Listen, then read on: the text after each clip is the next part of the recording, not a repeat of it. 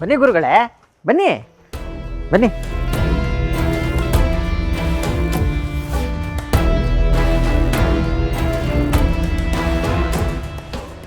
ಇದೇನಿದು ಭೋಗೇಂದ್ರಾಚಾರ್ಯ, ಈ ಸರಿ ಹೊತ್ತಲ್ಲಿ ಮಕ್ಕಳನ್ನ ಹೀಗೆ ನಿಲ್ಲಿಸಿದ್ದೀರಾ? ಎಷ್ಟು ಥಂಡಿ ಇದೆ. ಗುರುಗಳೇ, ಈ ಮಕ್ಕಳು ಮಠದ ಪಾವಿತ್ರತೆಯನ್ನು ಹಾಳು ಮಾಡಿಬಿಟ್ಟಿದ್ದಾರೆ. ಜಾತಿ ಮತ ಗೊತ್ತಿಲ್ಲದೆ ಇರೋ ಯಾವುದೋ ಮಗುವನ್ನು ಮಠದೊಳಗೆ ಕರ್ಕೊಂಡು ಬಂದು ಹಾಲು ಕುಡಿಸಿದ್ದಾರೆ. ಹಸುವಿನಿಂದ ಅಳ್ತಾ ಇರೋ ಮಗುಗೆ ಹಾಲು ಕುಡಿಸೋದು ತಪ್ಪ ಗುರುಗಳೇ? ಮಕ್ಕಳು ದೇವ್ರ ಸಮಾನ ಅಂತಾರೆ, ದೇವ್ರಿಗೂ ಮೈಲ್ಗೆ ಇರತ್ತ ಗುರುಗಳೇ? ಪ್ರಾಣಸ್ಯಾನ್ನಮಿದಂ ಸರ್ವಂ ಪ್ರಜಾಪತಿರಕಲ್ಪಯತ್ ಸ್ಥಾವರಂ ಜಂಗಮಂ ಚೈವ ಸರ್ವಂ ಪ್ರಾಣಸ್ಯ ಭೋಜನಂ.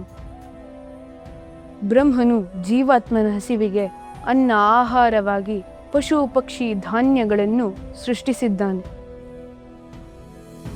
ಜೀವರು ರಕ್ಷಣೆಯ ಸಂದರ್ಭ ಬಂದಾಗ ಯಾವ ಆಹಾರವೂ ವ್ಯರ್ಜ್ಯವಲ್ಲ ಎಂದು ನೀವೇ ನಮಗೆ ಮನುಸ್ಮೃತಿಯ ಪಾಠ ಮಾಡಿದ್ದೀರಿ.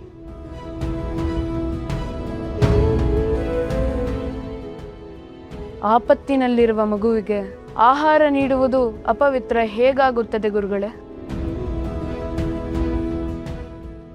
ಮಕ್ಕಳ ಪ್ರಶ್ನೆಗೆ ಉತ್ತರ ಹೇಳಿ ಭೋಗೇಂದ್ರಾಚಾರ್ಯರೇ. ಇಷ್ಟು ವರ್ಷಗಳ ಕಾಲ ಈ ಮಠದಲ್ಲಿ ನೀವು ಅಧ್ಯಯನ ಮಾಡಿದ್ದೀರಿ. ಈ ಮಕ್ಕಳು ಕೇಳುತ್ತಿರೋ ಪ್ರಶ್ನೆಗೆ ನಿಮ್ಮಲ್ಲಿ ಉತ್ತರ ಇಲ್ಲ ಅಲ್ವೇ? ಶಾಸ್ತ್ರಗಳು ನಾಲಿಗೆಯ ಮೇಲಿದ್ದರೆ ಸಾಲದು, ಮನಸ್ಸಿನ ಆಳಕ್ಕಿಳಿದು ಮಥನವಾಗಬೇಕು. ಆಗ ಮಾತ್ರ ಈ ಮಕ್ಕಳ ಪ್ರಶ್ನೆಗಳಿಗೆ ಉತ್ತರ ಸಿಗುವುದು.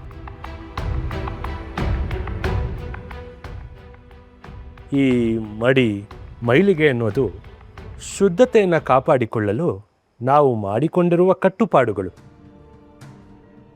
ನಾವು ಮಾಡಿಕೊಂಡಿರುವ ಕಟ್ಟುಪಾಡುಗಳು, ಆಚರಣೆಗಳು ಅಷ್ಟೇ, ಅವೇ ಜೀವನವಲ್ಲ.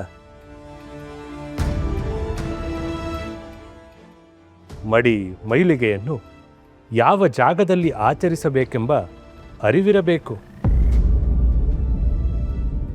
ಮಕ್ಕಳು, ವೃದ್ಧರು, ರೋಗಿಗಳು, ಅಸಹಾಯಕ ಜೀವಿಗಳ ಸೇವೆ ಮಾಡುವ ಅವಕಾಶ ಬಂದಾಗ ಮಾನವೀಯತೆ ಇರಬೇಕೇ ಹೊರತು ಮಡಿ ಮೈಲಿಗೆ ಅಲ್ಲ.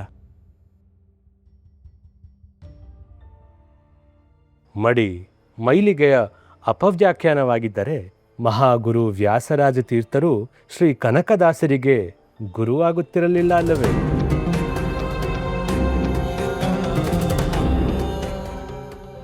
ಮಗುವನ್ನು, ನಿಮ್ಮನ್ನು, ನಮ್ಮನ್ನು ಸೃಷ್ಟಿ ಮಾಡಿರುವ ಬ್ರಹ್ಮನು ಒಬ್ಬನೇ ಆಗಿದ್ದಾನೆ.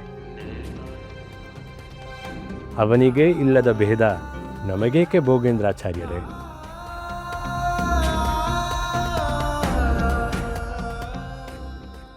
ಮಕ್ಕಳು ದೇವರ ಸ್ವರೂಪ ಎಂದ ಮೇಲೆ ದೇವರಿಗೂ ಮೈಲಿಗೆ ಆರೋಪ ಹೊರಿಸೋದು ಅವಿವೇಕತನ.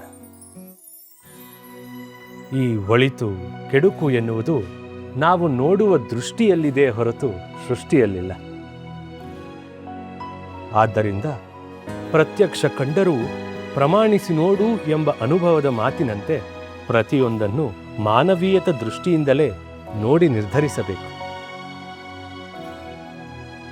ಅದನ್ನು ಕಲಿಸುವುದೇ ಶಾಸ್ತ್ರ. ಅದೇ ಶ್ರೀಮಠದ ಪಾವಿತ್ರ.